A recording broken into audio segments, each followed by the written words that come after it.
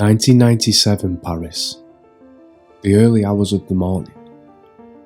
News had broke across the world that seemed unthinkable. The People's Princess is dead across the country. Diana's untimely death. Princess Diana, the People's Princess, was dead. She was just 36 years old, and for many, the memory of that day is burned into their minds forever. People can still tell you exactly where they were when the news broke out. The silence on the streets. The images of flowers piling outside Kensington Palace. And the grief of a nation in shock. The official explanation was straightforward. Diana's driver, Henry Paul, was intoxicated. The car was speeding. Paparazzi had chased them into a tunnel, resulting in a tragic accident. And nothing more. Also immediately doubts spread. Diana herself had spoken for a fear of her life.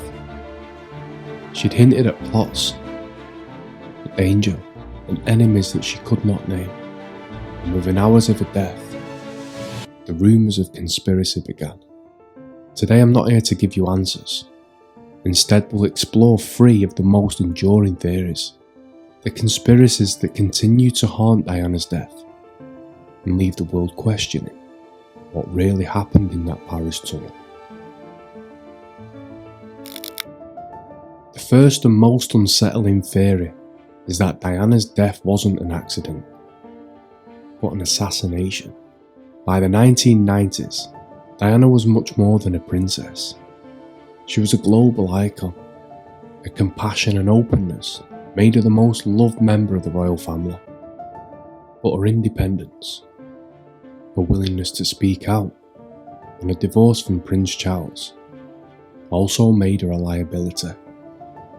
And to some, Diana had become too powerful, too unpredictable, and too dangerous. Of all the details in Diana's story, none are more chilling than the letter she left behind, a letter where she appeared to predict her own death, almost word for word. In late 1996, less than a year before the crash in Paris, Diana had handed a handwritten note to her butler Paul Burrell. She told him to keep it safe, just in case. In it she wrote, "My husband is planning an accident in my car. Brake failure and serious head injury." She went on to say that it was the most dangerous period of her life. And when you read it now, it doesn't feel like paranoia. It feels more like a prophecy.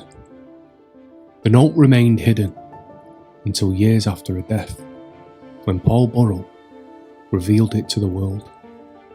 Another record of Diana's fears existed in the files of a lawyer, who passed on the notes to the police.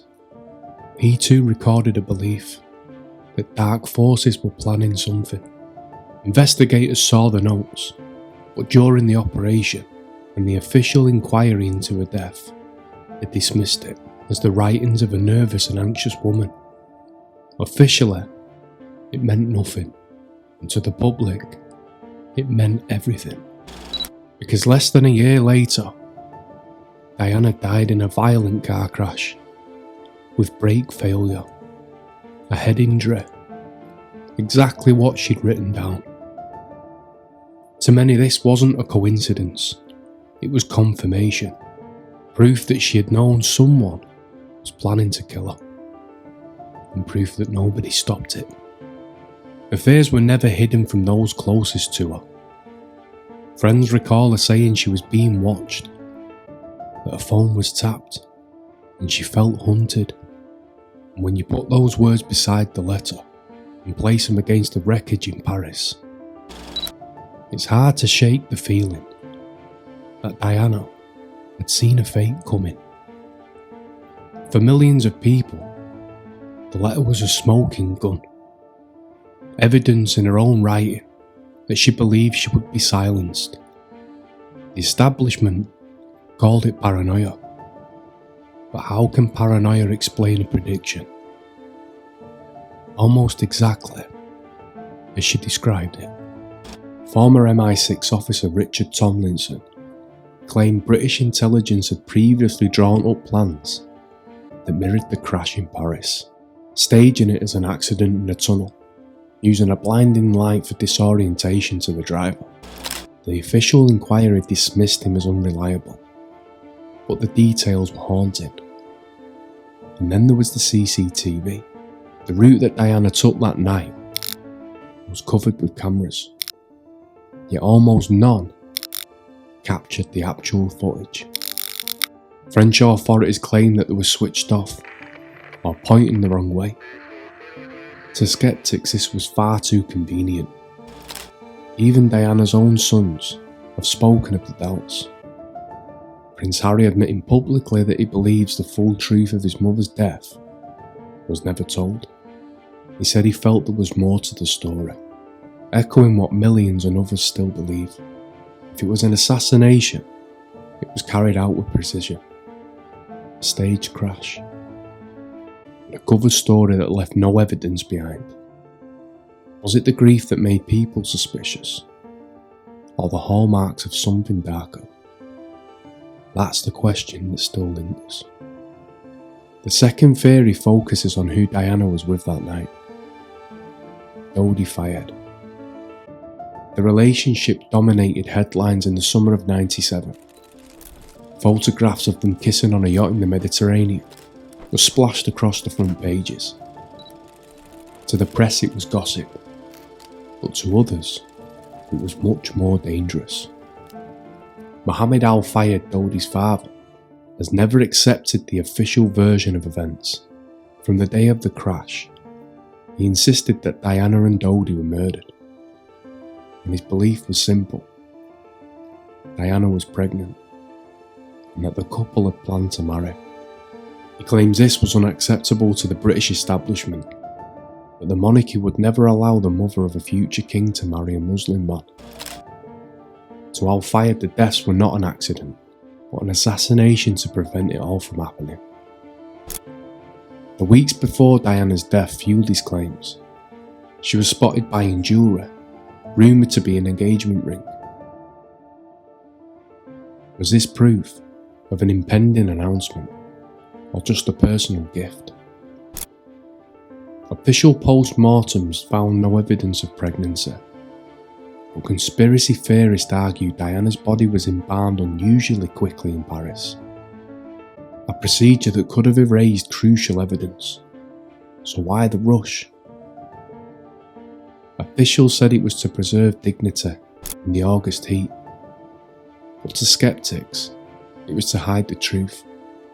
For Mohammed Al Fayed, the motive was clear: marriage, a child, and a scandal that the monarchy would never allow. And he'd never stop repeating it. And though the official reports deny it, the idea refuses to go away. Was Diana killed for who she loved? And what the future together might have meant. The third theory is less about the motive, but more about evidence. At the crash site, investigators found white paint marks on Diana's Mercedes, along with fragments from another vehicle. The conclusion was clear: another car had to be involved. Witnesses described it as a white Fiat Uno, speeding away from the tunnel, yet the car and its driver were never found. One name has haunted the investigation: Lou Van Todd, a French taxi driver who owned the white Fiat Uno at the time.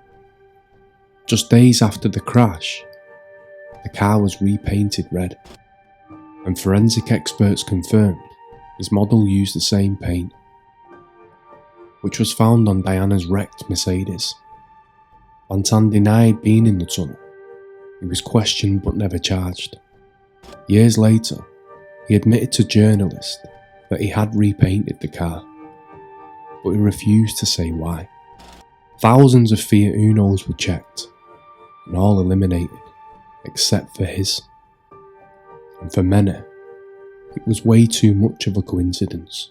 The Fiat Uno is the ghost of Diana's story. The car that should have been easy to find, yet vanished into thin air. Was it a fleeing paparazzi? An accident driver too afraid to come forward? Or was it the final piece of a carefully planned crash, designed to look like a tragedy, but to hide the truth? Officially, Diana's death was explained as a tragic accident. A drunk driver, a fast car in the tunnel, with no escape. But the conspiracies remain. A royal plot, a forbidden engagement, and a missing car. Each theory offers a different story, and each leaves us with more questions than answers. Perhaps it was truly an accident. Perhaps grief and mistrust created conspiracies when there were none. But perhaps there's more. In the days that followed Diana's death, Britain was drowning in grief. Millions gathered outside Kensington Palace. Mountains of flowers lined the gates. People wept openly in the streets. And yet from Balmoral, where the Queen and Prince Charles remained with William and Harry, it was only silence. For 5 long days, there was no statement, no appearances, no visible show of mourning from the royal family. And above Buckingham Palace, the most symbolic building in Britain, the flagpole stood bare. By tradition, no flag flew when the Queen wasn't in residence, but in the eyes of the public, this was unforgivable. At a moment of national mourning, Palace seemed cold, detached and absent. The pressure became so intense that for the first time in history, the Queen broke tradition. On the day of Diana's funeral, the Union Jack was flown at half-mast over Buckingham Palace.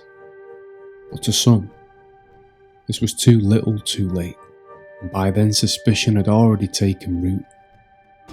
If Diana's death was just a tragic accident, why did the monarchy appear so reluctant to show sorrow?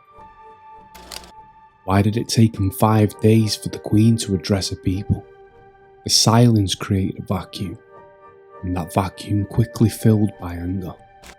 Newspapers ran headlines demanding to know where the Queen were, why the palace wasn't speaking, and whether the monarchy even cared. Ordinary people voiced their suspicions that the royals wanted Diana gone, and their behaviour in those first few days was proof of it.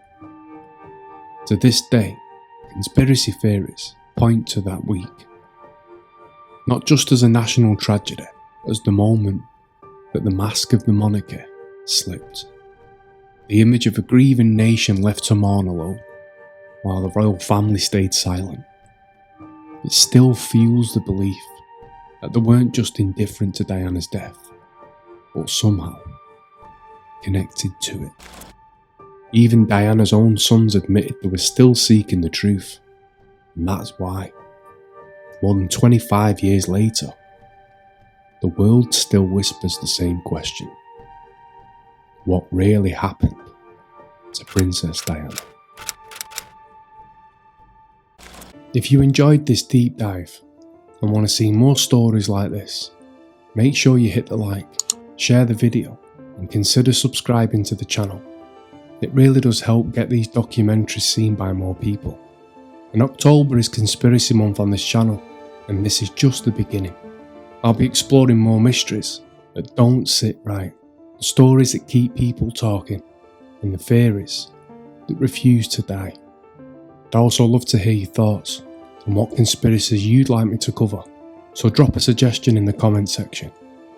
And thank you for watching, and remember, sometimes the truth isn't as simple as it seems.